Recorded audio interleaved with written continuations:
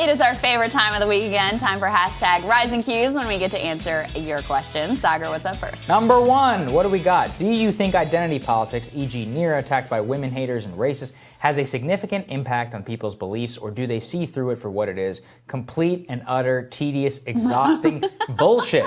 I'm with you there, Titus. What do you think? People. Yeah. You know, I actually think the answer to that's a little bit complicated because I think if you polled the nation at large, you would overwhelmingly get the response of like complete, utter, tedious bullshit or whatever the phrasing was. They'd be like, yes, it is completely exhausting. People see through it.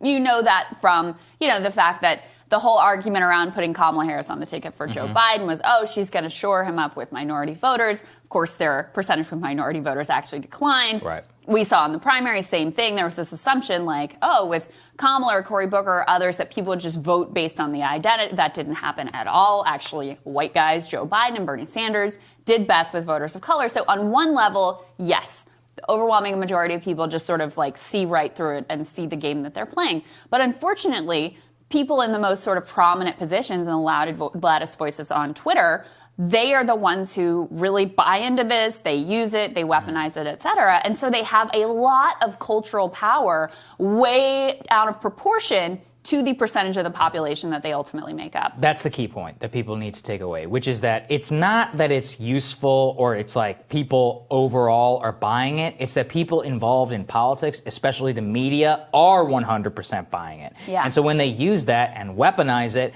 as going up to a senator and being like, hey, why are you opposing a woman of color? That matters, right? Because then that senator's like, well, I don't want to be on the wrong side of a woman of color. And then people are writing ridiculous op-eds around how this is sexist, racist, and it becomes a narrative which only a few people buy, but which the President of the United States and the White House Chief of Staff end up responding to. So you tell me who has the real power in America. And by the way, in some ways, it's just as potent or maybe even a little more potent on the right because there's more allegations of racism, sexism leveled at the right. So we talked about how there's this memo from the House GOP. The way they're going to reclaim the majority is by offering women and minorities as their no issue platform, no policy, not even like branding or messaging, just pure identity politics.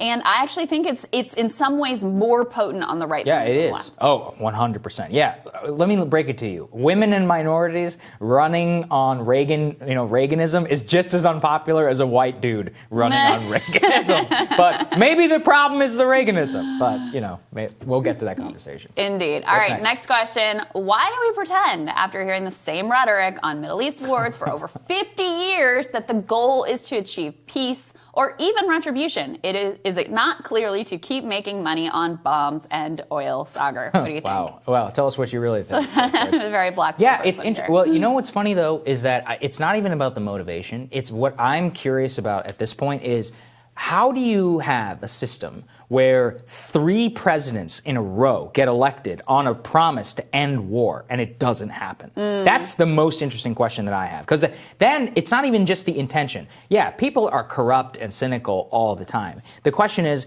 how is the democratically elected president 3 times in a row not powerful enough to push back on it? We had Trita Parsi on the show, and he's talking to me. He's like, look, I know many of these people. They spoke out against it when they're out of office. Then they come into office and they do the exact same thing.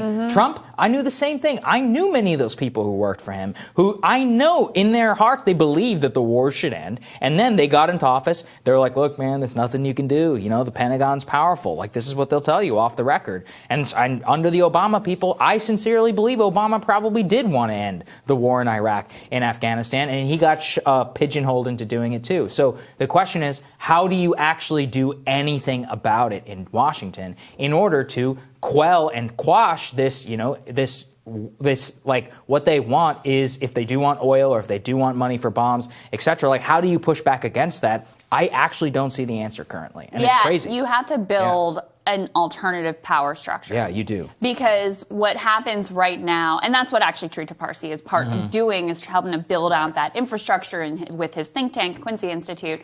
But under Obama, I remember really vividly, like, they would leak against him. I mean, they really tried to just destroy him. Yeah. And it is hard to go up against that. That's not to give him a pass or give Trump a pass, certainly to give Biden a pass, but just to understand the forces that are arrayed against you. And it is apparently very, very difficult to resist because, as you said, president after president gets elected on these promises and then immediately goes back on their word. Yeah, I mean, if nobody's ever read it, Bob Woodward's book called Obama's War, it goes into this, like the amount of power and how sophisticated the Pentagon is at strategic leaking and forcing your hands through options and everything is incredible. They gaslit the president of the United States, just elected at that time, with one of the most overwhelming, like, if there was ever a mandate in modern American politics, it was Obama 08. Yeah. And they gaslit him into hundreds of thousands more troops into Afghanistan. So true. There you go. What's the last question, Saagar? Last question. Okay. What do you think the long-term effects are electorally of remote work? What do you think, Krystal?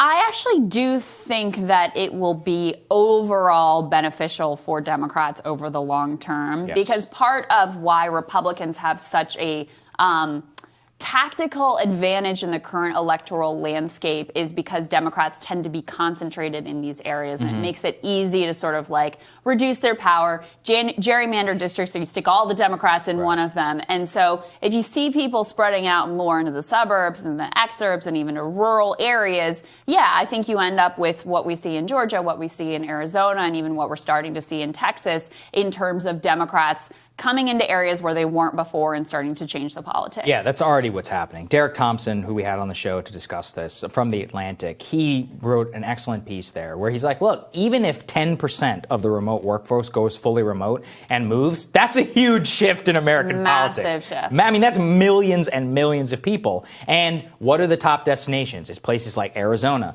places like Georgia, places like Texas. Are those electorally important states? Anyone want to tell me? Yeah, it's a huge problem for Republicans because most of these people are disproportionately going to be white. They're mostly going to be culturally liberal from more blue states, college educated, very much in the vein of a Joe Biden, Kamala Harris Democratic Party. So I think it would be very good for them. For people like Kristen Sinema or Beto or for, Stacey Abrams, I mean, this is your dream in order to get new voters coming in, and especially in places where land is cheap, population density is not even close to the way that it is here. A house that you can get down in Georgia or Arizona, 1/5 the price, some cases 1/3 the price of what you can get in Washington, New York, or even Chicago, elsewhere. That's very attractive for a lot of people. So I think it's going to have big consequences. 100%. The other argument that Derek Thompson made, which I buy into too, is like, you know, it wasn't that we needed the technology for people to remote. We needed the culture. Yeah, exactly. Where it was culturally acceptable to say, hey, let's do this meeting on Zoom, and people are in the habit of doing it.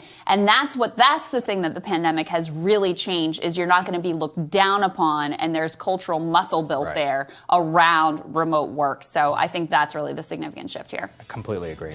All right, guys, we'll have more content for you later today.